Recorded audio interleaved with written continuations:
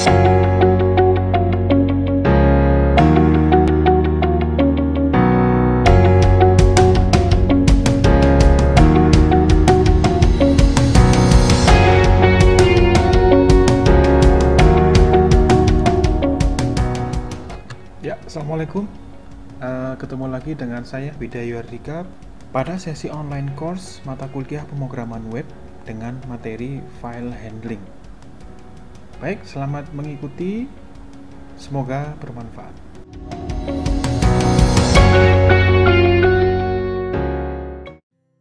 Pada materi ini saya akan menjelaskan tentang file handling. Jadi ini adalah salah satu fungsi dalam PHP yang bisa kita gunakan untuk mengelola file. Untuk mengelola file dalam PHP kita tinggal menggunakan sebuah fungsi yang disebut dengan fopen. Di mana fopen ini menggunakan parameter berupa string, path dari file yang ingin kita tuju, dan mode pengelolaan filenya. Jadi ada beberapa mode yang bisa kita gunakan bergantung pada kebutuhan pengelolaan file yang kita inginkan. Fungsi fopen ini akan membuka file sesuai dengan path yang sudah kita tentukan. Apabila path yang kita tuju dimulai dengan HTTP, kita gunakan protokol HTTP, maka untuk membuka file itu akan dibuka sebuah koneksi HTTP ke file tersebut. Demikian juga jika kita awali dengan protokol FTP, maka untuk membuka file itu PHP akan membukakan sebuah koneksi FTP terhadap file yang kita tuju. Nah, ini mode yang saya maksud tadi. Ada beberapa mode yang bisa kita gunakan untuk mengelola file. Jadi ada mode R, R+, W, W+, A+, X, X+, C, dan C+. Dari beberapa mode ini yang membedakan adalah bagaimana fungsi reading, fungsi writing, kemudian posisi pointernya ada di mana, kemudian apa yang akan dilakukan apabila file yang kita tuju sudah ada, dan juga apa yang akan dilakukan oleh fungsi fopen apabila file belum tersedia. Nah, ini perbedaannya. Jadi, pada intinya untuk R dan R+, ini posisi pointer ada di awal, beginning of file. Jadi di awal dari file. Kemudian untuk mode W, W+, ini posisi pointer juga ada di awal. Ya, kemudian apabila file sudah eksis atau sudah ada, maka isi dari file itu akan dikosongkan. Ya, jadi isi dari file akan dikosongkan. Kemudian apabila file belum ada, maka akan di-create. Nah, ini perbedaannya dengan R. Kemudian ada A dan A+. Jadi perbedaannya dengan W dan W+ adalah posisi pointer ini berada di akhir dari file. Apabila file sudah ada, maka mode A ini akan menambahkan file ini di belakang. Apabila tidak ada, maka akan di-create. Kemudian X dan X+, ini pointer ada di awal, dan apabila file sudah ada, maka dia akan mengembalikan nilai false, tidak bisa dibuka, begitu ya.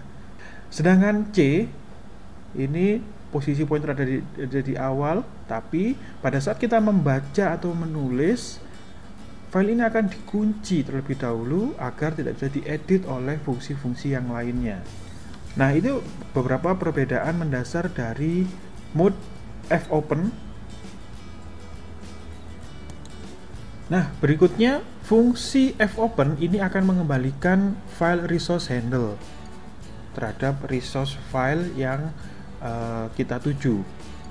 Jadi belum sampai pada membaca filenya, isi dari filenya. Apabila kita menggunakan fopen dan file handle fopen article.txt seperti ini dengan mode R+, maka kita sebenarnya membaca file article.txt itu dengan pointernya berada di awal dari file.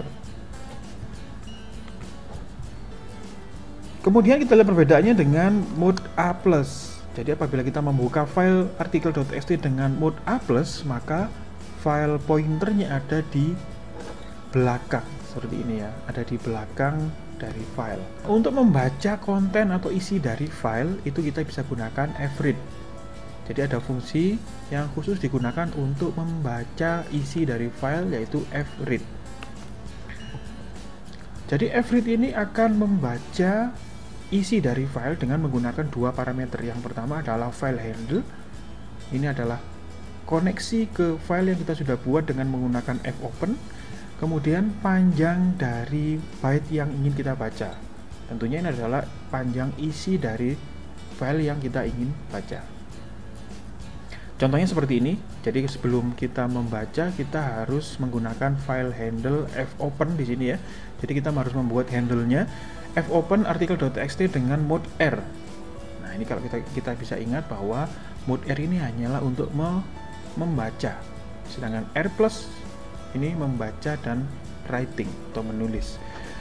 Nah, di sini konten kita bisa baca dengan menggunakan fungsi fread dengan parameter file handle yang merujuk pada output dari fopen atau return dari fopen, kemudian panjang byte yang ingin kita baca.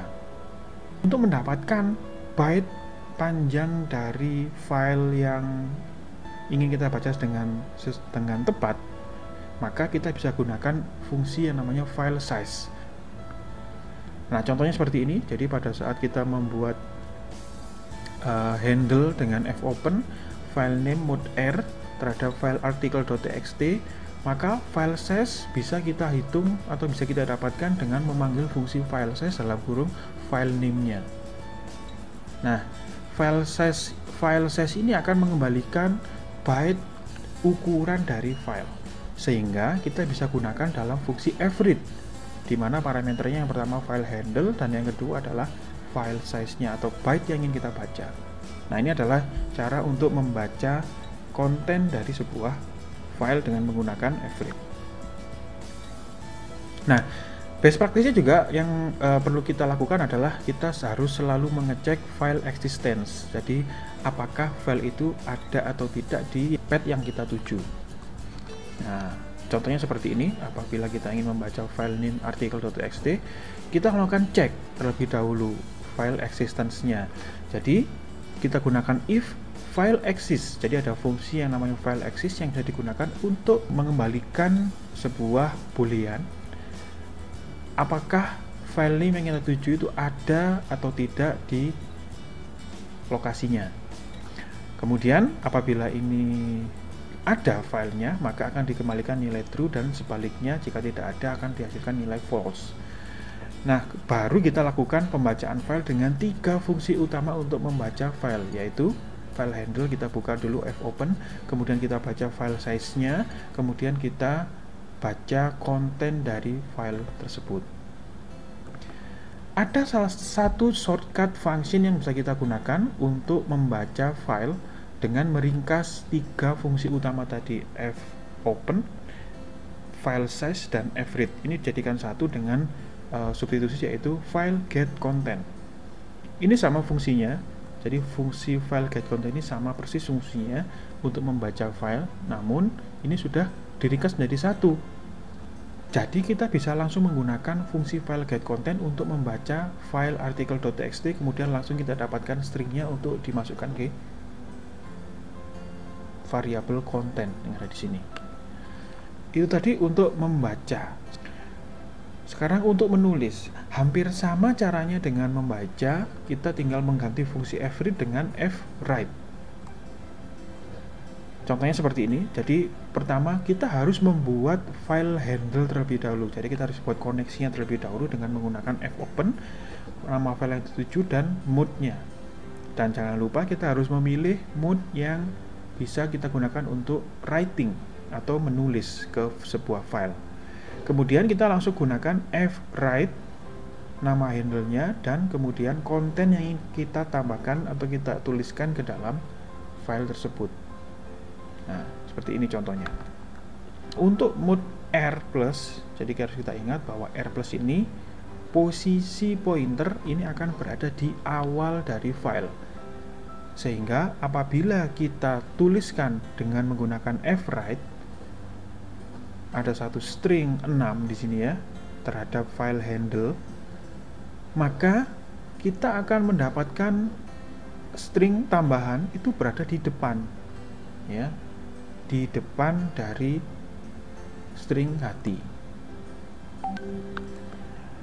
Kemudian apabila kita gunakan mode A ya, mode A ini akan meletakkan pointer ada di belakang. Jadi apabila kita tulis dengan menggunakan fwrite 1 jiwa di sini ya, maka string baru akan ditambahkan di belakang tulisan 1 hati atau string 1 hati. Nah, ini perbedaan dalam menggunakan mode di dalam fopen. Nah, ini harus hati-hati. Kemudian seperti fwrite ini juga punya shortcut function untuk menuliskan file content, yaitu file put content ya. Jadi penggunaannya adalah file put content dalam kurung atau parameternya adalah file path-nya, kemudian string yang ingin kita tambahkan. Nah, setelah kita mengelola file, kita harus menambahkan satu fungsi untuk menutup koneksi yang sudah kita buat di fopen, yaitu dengan menggunakan fungsi fclose. Caranya adalah dengan menggunakan fclose dalam kurung atau parameternya adalah file handle yang sudah kita buat menggunakan fopen. Nah, itu fungsi dasar untuk membaca dan menulis file. Namun terdapat juga fungsi-fungsi yang bisa digunakan untuk mengelola file yang lainnya. Contohnya seperti file atime. File atime ini adalah fungsi yang digunakan untuk mendapatkan kapan akses terakhir dilakukan terhadap file tersebut. Jadi waktunya ya. Kemudian ada file mtime. Kalau file mtime ini adalah fungsi yang digunakan untuk mendapatkan kapan file tersebut terakhir dimodifikasi. Sedangkan file owner ini adalah fungsi yang digunakan untuk mendapatkan owner ID dari file yang kita tuju. Kemudian ada file perms, ini adalah fungsi yang digunakan untuk mendapatkan file permission.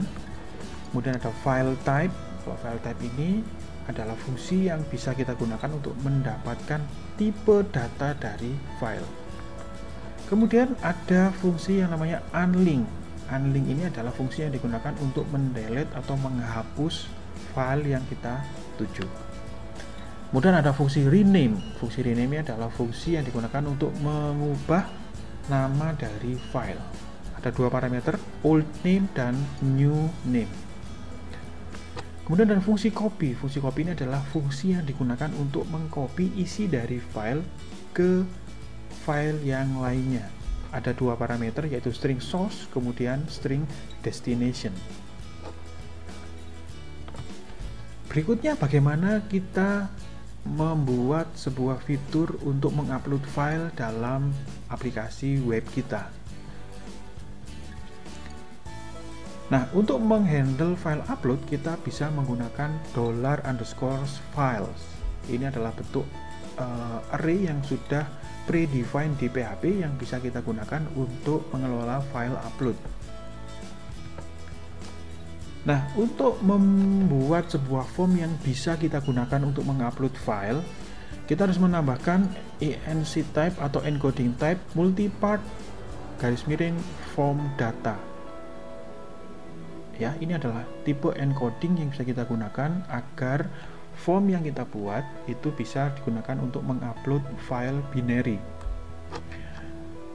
Berikutnya, kita juga harus menambahkan sebuah input di sini ya, elemen input dengan atribut name file dan juga type-nya adalah file. Untuk mendapatkan file yang sudah kita upload melalui HTML, kita bisa gunakan parameter $_file. Nah, satu paket file yang diupload ke server itu bisa kita tangkap dengan array sesuai dengan nama inputnya. Apabila kita tadi memberikan name di sini file, maka kita juga bisa tangkap di array files itu dengan menggunakan nama file. Nah, satu paket file itu terdiri atas data name, kemudian type, kemudian size, kemudian temporary name. Ya, ini satu paket file yang diupload ke server. Itu kita bisa tangkap informasi ini. Ya, name ini adalah nama dari file yang kita upload, kemudian type ini adalah file type-nya, kemudian size ini adalah file size-nya, kemudian tmp name ini adalah temporary file yang kita upload ke server. Jadi pada saat HTML mengupload file ke server, itu akan disimpan secara temporer di sebuah direktori yang nantinya akan secara otomatis hilang. Nah, ini harus kita pindahkan dari temporer ke direktori fisik yang kita tuju. Nah, bagaimana memindahkan file dari temporary storage ke storage fisik yang kita tuju? Yaitu dengan menggunakan satu fungsi yang namanya move uploaded file. Jadi setelah kita dapatkan filenya, kemudian kita tangkap dengan menggunakan move uploaded file, di mana parameternya adalah temporary name filenya, kemudian path yang kita tuju, mau kita letakkan di mana. Nah, demikian materi tentang file handling yang bisa saya sampaikan. Semoga bermanfaat dan sampai ketemu di materi berikutnya. Assalamualaikum warahmatullahi wabarakatuh.